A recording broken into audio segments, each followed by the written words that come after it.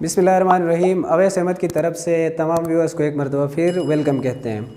आज हमारा जो टॉपिक है वो है AC circuit due to pure inductance. हमारे पास एक ऐसी सर्किट है जिसमें एक प्योर इंडक्टेंस लगा है और एसी सोर्स लगा है। इसकी हम पहले थ्योरी देख लेंगे और उसके बाद हम इसकी मैथमेटिकल डेरिवेशन कर लेंगे। तो यहाँ पे हमें जो दिखाया गया है ये हमारे पास है एक ऐसी सर्किट है जिसमें एक वोल्टेज सोर्स लगा है। वोल्टेज सोर्स के साथ ये हमारा है एक प्योर इंडक्टर जिसको हम कहते हैं प्योर इंडक्टर, ये वाली चीज़। जैसे ही हम यहाँ पे वोल्टेज अप्लाई करेंगे, अल्टरनेटिंग वोल्टेज अप्लाई करेंगे तो यहाँ से अल्टरनेटिंग करंट फ्लो करेगा। जब अल्टरनेटिंग करंट फ्लो करेगा और इंडक्टर के थ्रू गुजरेगा तो वहाँ पे ईएमएफ इंड्यूस होगा। जैसे ही ये ईएमएफ इंड्यूस होगा वो अल्टरनेटिंग करंट को अपोज करेगा। तो इसी टर्मिनोलॉजी को लेके हम थ्योरी को देखते हैं और साथ साथ इसको डिस्कस करते जाते हैं। तो सबसे पहला जो पॉइंट है हमारे पास, it consist of a pure inductive coil. Circuit में दिखाया गया है कि हमारे पास जो सर्किट है उसमें प्योर इंडक्टर लगा है। दूसरी बात वो कह रहा है when an alternating voltage is applied through a pure inductance. उसके बाद हमने क्या किया है, अल्टरनेटिंग वोल्टेज को अप्लाई किया हुआ है। जैसे ही हम अल्टरनेटिंग वोल्टेज को अप्लाई करेंगे तो वोल्टेज सोर्स की वजह से यहाँ से करंट फ्लो करना स्टार्ट करेगा। जब करंट इस कंडक्टर से गुजरेगा तो इस कंडक्टर के क्रॉस ऐसे ईएमएफ इंड्यूस होगा, ऐसे फील्ड इंड्यूस होगा जो इस करंट को अपोज करेगा। तीसरा पॉइंट है हमारे पास, then be back EMF is induce due to the inductance of coil.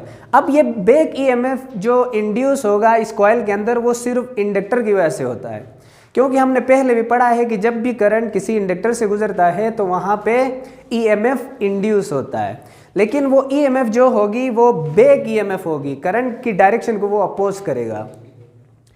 तो यहाँ पे लिखा गया है the back EMF oppose the change in current through the coil.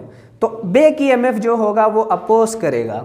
उसके बाद इस सर्किट में कोई भी ओहमिक ड्रॉप नहीं आता। उसके बाद लास्ट पॉइंट हमारा है the applied voltage has to overcome the back EMF only. हमारे पास जो अप्लाइड वोल्टेज है वो ईएमएफ को ओवरकम करने के लिए इनफ होता है। इसको क्लोज करो। अब हम मैथमेटिकली इसकी डेरिवेशन करेंगे। जो टॉपिक हमने पढ़ा है इसको मैथमेटिकली ड्राइव करेंगे। इससे पहले मैं एक मरतबा आप लोगों को ओवरव्यू देना चाहूँगा। हमारे पास जो सर्किट है सबसे पहले इसमें हमने वोल्टेज अप्लाई की है, अल्टरनेटिंग वोल्टेज को हमने क्या किया है, अप्लाई किया है। ठीक है, जब अल्टरनेटिंग वोल्टेज को अप्लाई करने से क्या होगा, इस सर्किट में करंट फ्लो करेगा। ठीक है, अब ये करंट क्या होगा, ऐसे इंडक्टर से गुजरेगा। एक बात याद रखना, जब भी करंट इंडक्टर से गुजरता है तो उस इंडक्टर के अक्रॉस क्या प्रोड्यूस होता है, इंड्यूस ईएमएफ प्रोड्यूस होती है। यहाँ पे क्या होती है, ईएमएफ प्रोड्यूस होती है, यानी बैक ईएमएफ इधर प्रोड्यूस होती है। ठीक है, इसी चीज़ को हम अब ड्राइव करेंगे। सबसे पहले हमने यहाँ पे वोल्टेज सोर्स के ज़रिए से वोल्टेज अप्लाई की है। तो वो वोल्टेज हमारे पास क्या है, V is equal to V M sine omega T. इसको मैं इक्वेशन 1 दिया। इसके बाद जो वोल्टेज है वो इसके भी इक्वल है L D I over D T, back EMF के इक्वल है। तो अब L D I over D T होगा V M sine omega T. उसके बाद मैंने जस्ट डी और टी को राइट साइड पे शिफ्ट किया है। उसके बाद इंटीग्रेटिंग बोथ साइड्स, यानी दोनों साइडों में इंटीग्रेशन लेंगे। जब इंटीग्रेशन लेंगे तो हमारे पास जो रिलेशन बनेगा वो I is equal to V M over omega L sine omega T minus pi over 2। यहाँ पे पाई आवर 2 जो है वो फेज डिफरेंस है, फेज डिफरेंस।